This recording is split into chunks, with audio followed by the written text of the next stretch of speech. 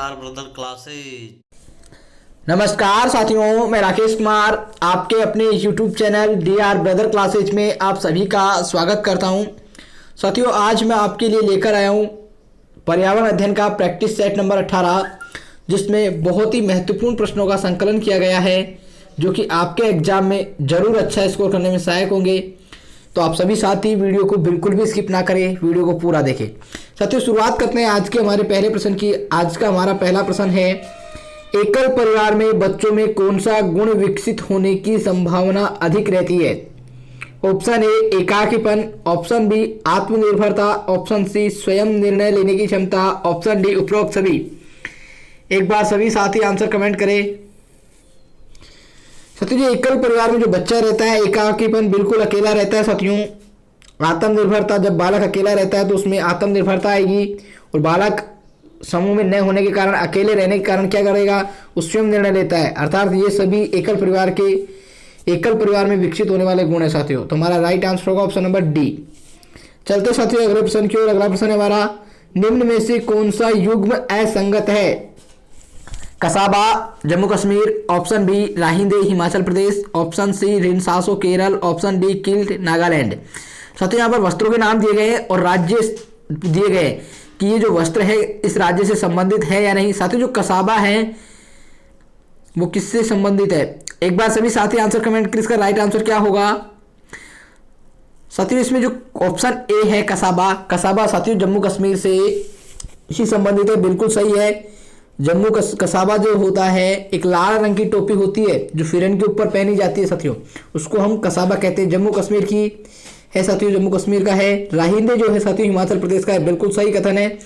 जो राहिंदे होता है साथियों, महिलाओं के द्वारा सिर पर पहने जाने वाला जो वस्त्र होता है वो राहिंदे होता है, और हिमाचल प्रदेश में पहनते हैं साथियों राहिंदे।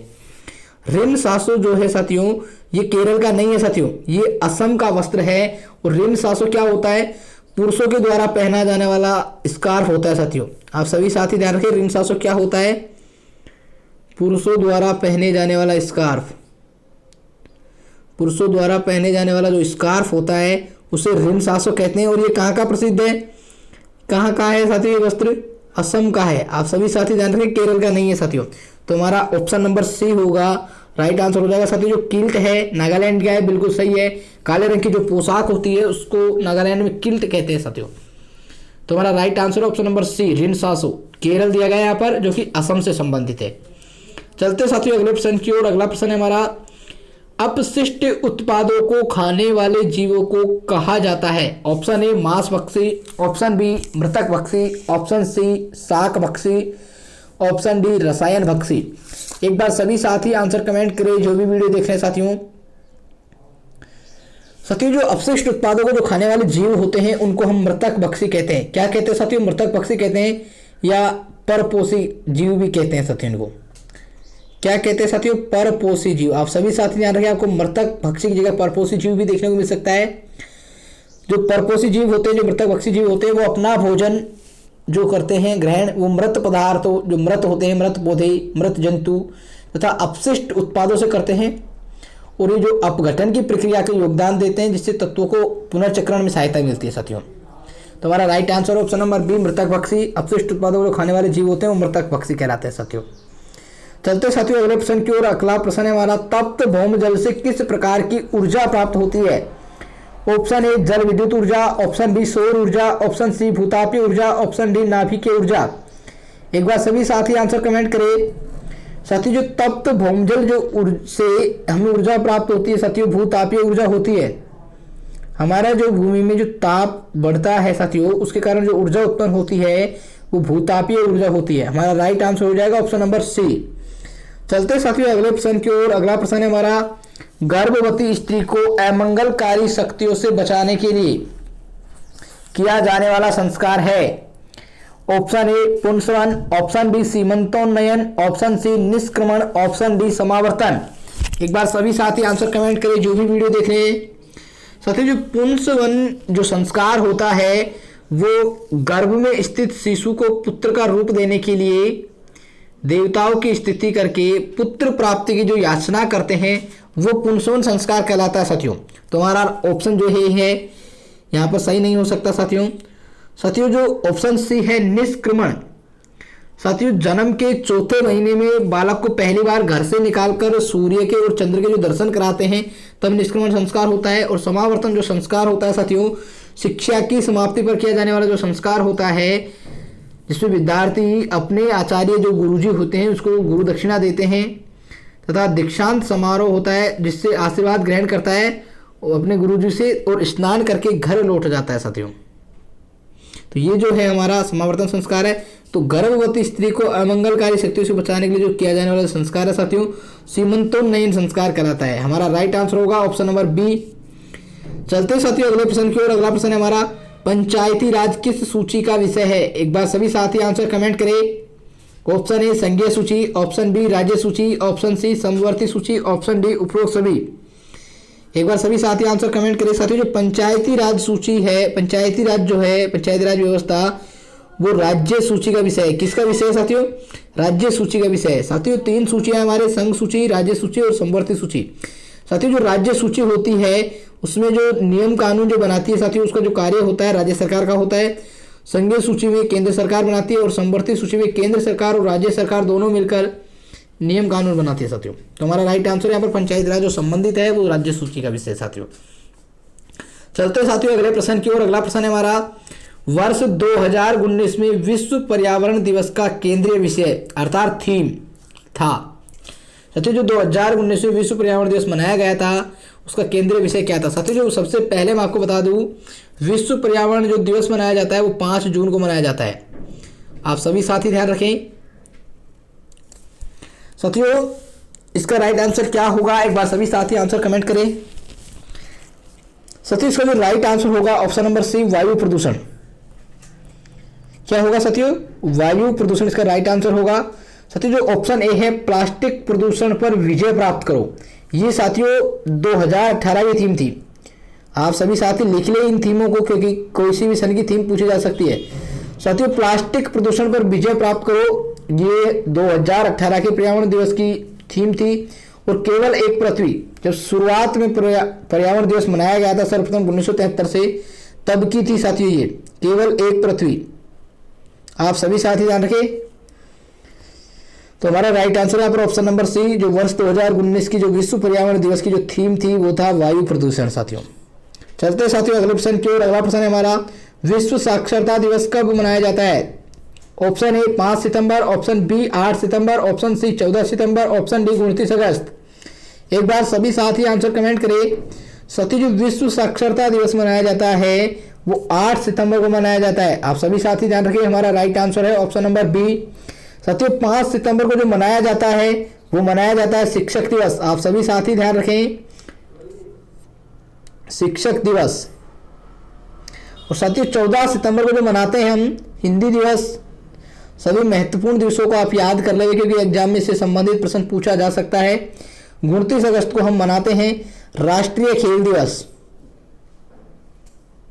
साथियों हमारे प्रश्न में पूछा गया है विश्व साक्षरता दिवस जो कब मनाते हैं 8 सितंबर को। तो हमारा right answer option number B.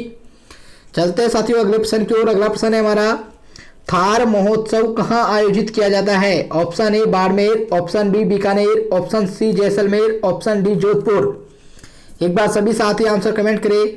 साथियों जो थार महोत्सव है वो बाड़मेर में आयोजित किया जाता है। कहाँ आयोजित किया जाता है साथियों? बाड़मेर में। हमारा राइट आंसर हो जाएगा ऑप्शन नंबर ए। चलते साथियों अगले प्रश्न की ओर। अगला प्रश्न है हमारा भारत का सबसे लंबा रेल मार्ग तय करने वाली रेलगाड़ी है। Option A Vivek express, option B Himsagar express, option C Dwarka express, option D उपरोक्त में से कोई नहीं। एक बार सभी साथी आंसर कमेंट करें। साथियों जो सबसे लंबा रेल मार्ग जो तय करती है वो रेलगाड़ी कौन सी है हमारी? तो साथियों इसका राइट आंसर हो जाएगा option number A Vivek express जो है सबसे लंबा रेल मार्ग तय करती है। साथियों जो चलती है कहाँ से कहाँ तक चलती है? जो विवेक एक्सप्रेस जो अपना सफर तय करती है वो डिब्रूगढ़ से कन्याकुमारी तक करती है साथियों। डिब्रूगढ़ से कन्याकुमारी। आप सभी साथी ध्यान रखें। और साथियों जो हिमसागर एक्सप्रेस है वो भारत का दूसरा सबसे लंबा मार्ग तय करती है। आप सभी साथी ध्यान रखें। अगर आपसे सबसे लंबा पूछा जाए तो विवेक एक्सप्रेस और दूसरा सबसे लंबा जो मार्ग तय करती है वो हमारी हिमसागर एक्सप्रेस है साथियों। जो कि जम्मू तवी से कन्याकुमारी तक करती है साथियों।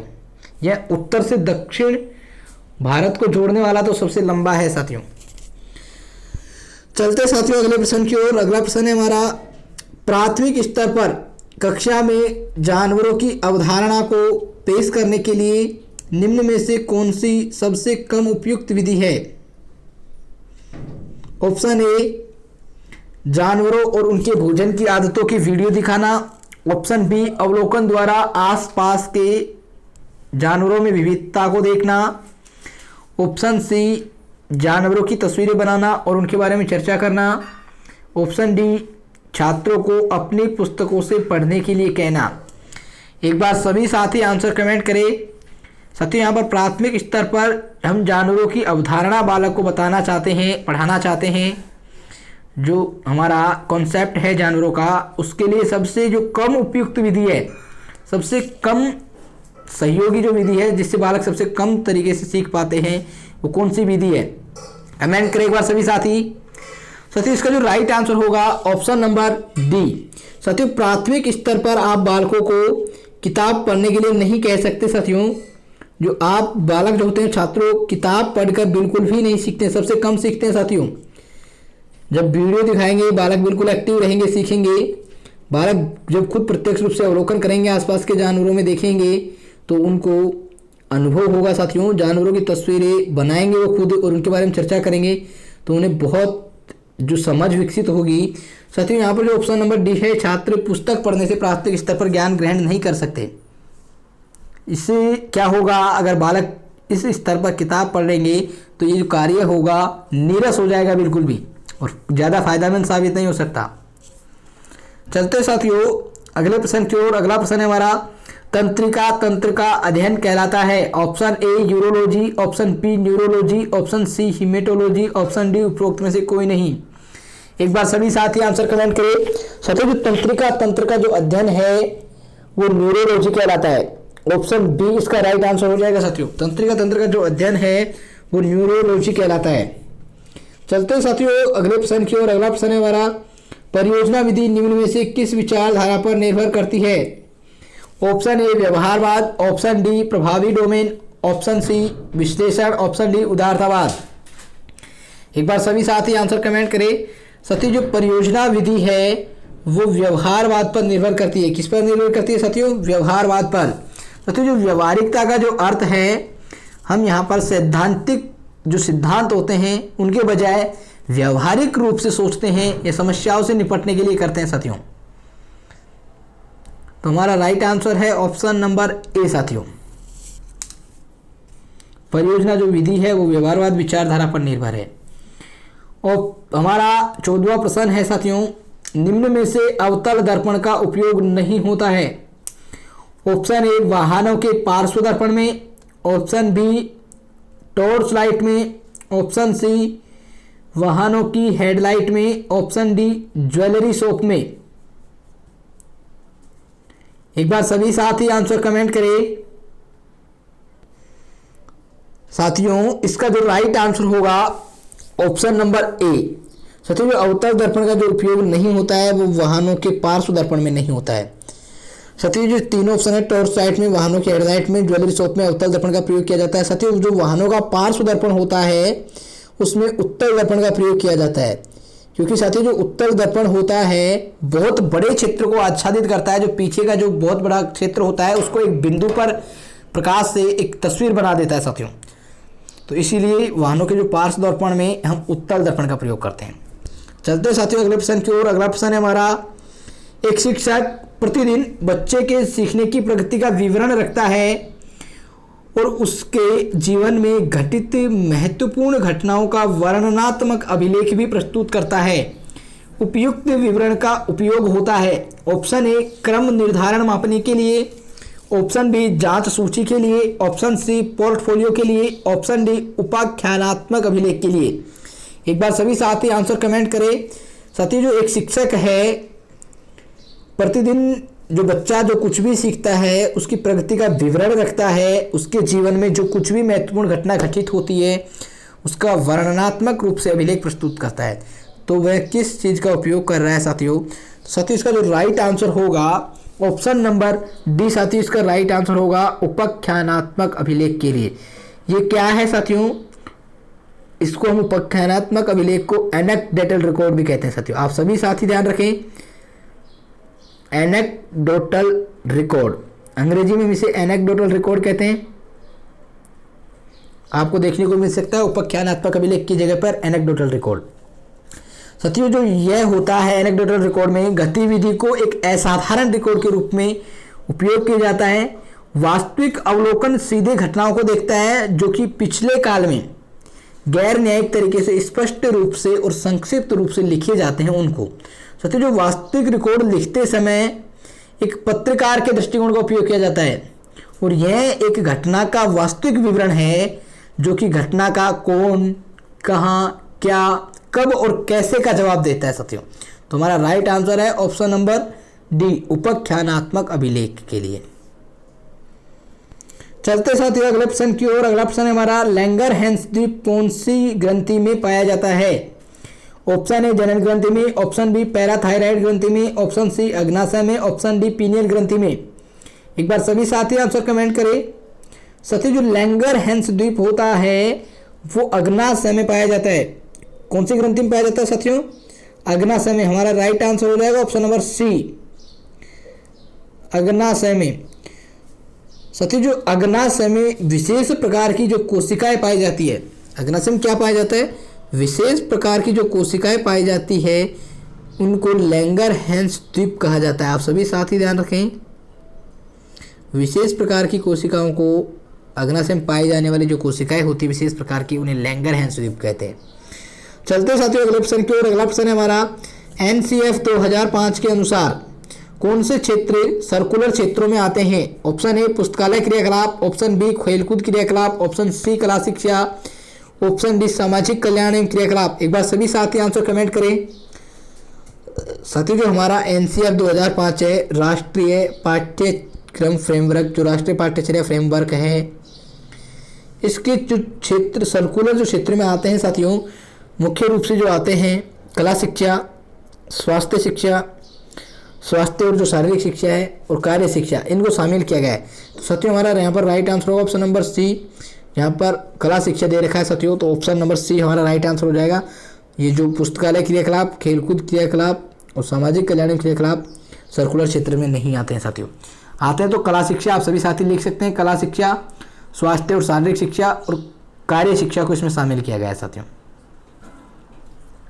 चलते साथियों अगले प्रश्न की ओर। अगला प्रश्न है हमारा लोकसभा की कार्यवाही के प्रथम घंटे को कहा जाता है? ऑप्शन ए सार्वजनिक काल, ऑप्शन बी विशेषाधिकार काल, ऑप्शन सी शून्य काल, ऑप्शन डी प्रश्न काल। एक बार सभी साथी आंसर कमेंट करें। साथियों जो लोकसभा की कार्यवाही का जो प्रथम घंटा होता है उसको प्रश्न काल कहते हैं। इसमें साथियों प्रश्न पूछे जाते हैं और उसको उत्तर दिए जाते हैं साथियों। हमारा right answer option number D प्रश्न काल। चलते साथियों अगले प्रश्न की ओर। अगला प्रश्न है हमारा निम्नलिखित में से किस दृष्टिकोण में गतिविधि के माध्यम से नई चीजें सीखने के लिए विभिन्न कौशलों का उपयोग किया जाता है? ऑप्शन ए प्रक्रिया दृष्टिकोण, ऑप्शन बी गतिविधि दृष्टिकोण, ऑप्शन सी अवधारणात्मक दृष्टिकोण, ऑप्शन डी एकीकृत दृष्टिकोण। एक बार सभी साथी आंसर कमेंट करें। साथियों गतिविधि के माध्यम से नई चीजें सीखने के लिए जो विभिन्न कौशलों का जो उपयोग किया जाता है वो गतिविधि दृष्टिकोण में किया जाता है। हमारा राइट आंसर हो जाएगा ऑप्शन नंबर बी साथियों। साथियों जो प्रक्रिया दृष्टिकोण है इसमें नई चीज़ों को सीखने के लिए जो प्रयोग किए जाते हैं, क्या किए जाते हैं साथियों? प्रयोग किए जाने वाला जो कौशल होता है वो प्रक्रिया दृष्टिकोण पर निर्भर करता है। और अवधारणात्मक जो दृष्टिकोण होते हैं इसमें चीज़ों को इसके सिद्धांत, क्रियाविधि, अनुप्रयोग इत्यादि के संदर्भ में बताता है। और एकीकृत जो दृष्टिकोण होता है साथियों, अवधारणात्मक और प्रक्रिया दोनों प्रकार के दृष्टिकोण जिसमें शामिल हो वो हमारा एकीकृत दृष्टिकोण से संबंधित है। तो यहाँ पर गतिविधि के माध्यम से नई चीज़ें सिखाने के लिए जिन कौशलों का उपयोग किया जाता है वो गतिविधि दृष्टिकोण से संबंधित है साथियों। चलते साथियों आज के अंतिम प्रश्न की ओर। आज का अंतिम प्रश्न है अवलोकन तथा अभिलेखन अर्थात रिकॉर्डिंग आकलन के संकेतक है। निम्नलिखित में से कौन सा तरीका इन्हें आकलित करने के लिए सबसे कम उपयुक्त है? ऑप्शन ए समुदाय का सर्वेक्षण आयोजित करना, ऑप्शन बी कागज पेंसिल परीक्षा आयोजित करना, ऑप्शन सी कक्षा में गतिविधियों का संचालन, ऑप्शन डी समीप के पार्क में क्षेत्र भ्रमण की योजना। एक बार सभी साथी आंसर कमेंट करें। साथियों जो इसका राइट आंसर होगा कागज पेंसिल जो परीक्षा जो आयोजित करेंगे हम, उससे हम आकलन तथा अवलोकन तथा अभिलेखन जो होता है उसको हम सबसे कम उपयुक्त विधि है साथियों। क्योंकि परीक्षा होती है, परीक्षा करते समय कई बार कई साथी परीक्षा में अच्छा नहीं कर पाते हैं। परीक्षा किसी की योग्यता का अच्छा मापदंड नहीं है आकलन करने का साथियों। परीक्षा में सिर्फ हम अंकों का पता लगा सकते हैं। किसी भी एक परीक्षा से बालक का संपूर्ण आकलन नहीं किया जा सकता। तो साथियों हमारा जो सबसे कम उपयुक्त विधि है कागज पेंसिल परीक्षा के द्वारा हम आकलित करने के लिए सबसे कम उपयुक्त है। साथियों आज का प्रैक्टिस सेट हमारा यही समाप्त होता है। आपको हमारे प्रश्न कैसे लगे, आपके कितने प्रश्न सही हुए, एक बार सभी साथी कमेंट बॉक्स में कमेंट कीजिएगा। अगर आपको हमारा प्रैक्टिस सेट, हमारा क्लास, हमारी वीडियो अच्छी लगी है तो आप सभी साथी वीडियो को लाइक करें और इस चैनल को ज़्यादा से ज़्यादा सभी ज़रूरतमंद साथियों तक शेयर करें। और जो नए साथी है पहली बार हमारे चैनल को देख रहे हैं वे सभी साथी चैनल को सब्सक्राइब कर लें और बेल आइकन प्रेस कर लें, जिससे आगे आने वाली वीडियो से संबंधित सूचना उन सभी को जल्द ही प्राप्त हो सके। धन्यवाद साथियों।